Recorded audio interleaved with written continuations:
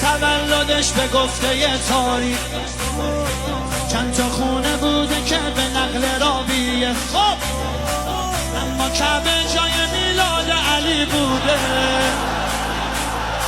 پس با این حساب علی کجا؟